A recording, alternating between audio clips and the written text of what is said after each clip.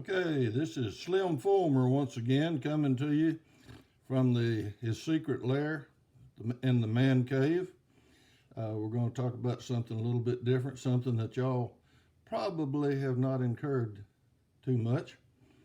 We're going to discuss the 38 Super caliber today. So, the 38 Super was originally developed in about 1920, and it was basically a high-powered 9mm parabellum. The one on the right is a standard 9mm parabellum, the 9x19. The one on the left is the 38 Super, sometimes called the 9x23. It's the cartridge, the case is 4mm longer than the parabellum, and with that increased capacity, it's able to generate a lot more firepower than the 9mm. 9mm run anywhere up to about 1,200 feet per second on a good fast load. The 38 Super will get on up another 200, 250 feet per second with comparable bullets. The reason it came about this is police and law enforcement wanted something with better stopping power than the 9mm.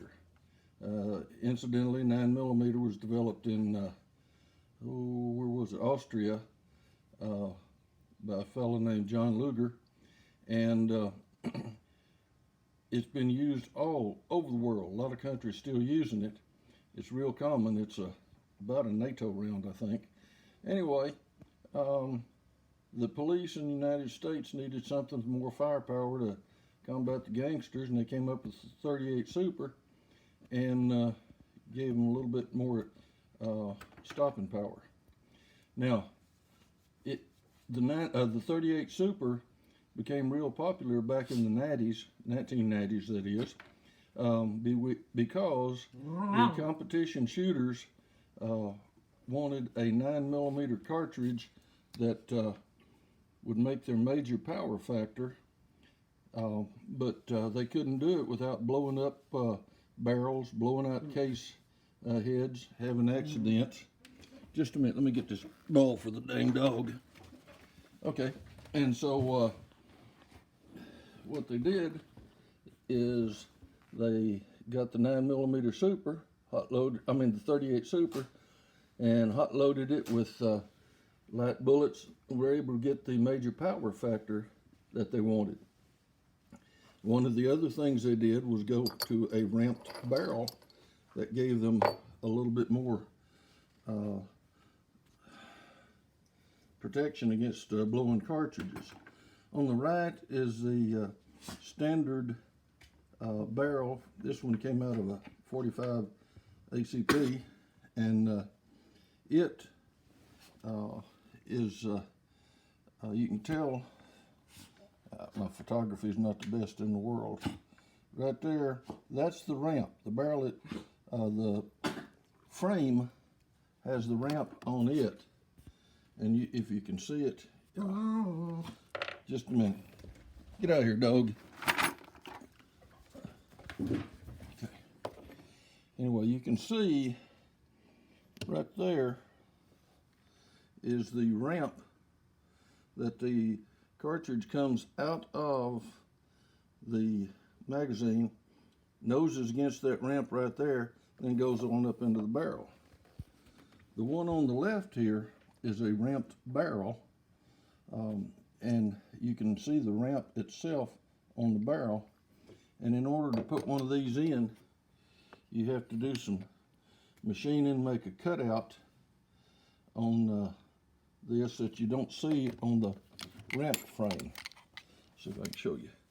You can look at the two compared side by side. The one on the right is a ramped frame. The one on the left has a cutout for the ramped barrel to sit in. Okay. Now, incidentally, there are two types of ramped barrels. One of them is the Jim Clark style, that he developed back in the 80s and 90s. The other is the Bill Wilson style, and it's the basic difference is right here on how they're shaped. The Wilson is squared off, and this Clark is a little bit more rounded back there on the back, so that the two will not fit in the other frames. You know, everybody's got to have their own style, make it so nobody else can use what they got. Anyway, so we got the two cartridges here. Look at the size. This pistol is a homemade pistol. I bought the 80% frame and machined the rails off on it. Bought the slide already pre-assembled. It's in 38 Super, and then I bought all the parts and put them together in the frame: trigger, hammer, safeties, springs, everything that had to go in there: sear, disconnector, mainspring housing. So anyway, I kind of like this because it's a little bit different. It's something that not everybody else is going to be carrying, and you know, it's got quite a bit of stopping power to it. The 38 Super cartridge will almost get up there with 357 Magnum, and I got a magazine that put 10 in plus 1 in the chamber, so I got almost 11 shots of almost 357 Magnum.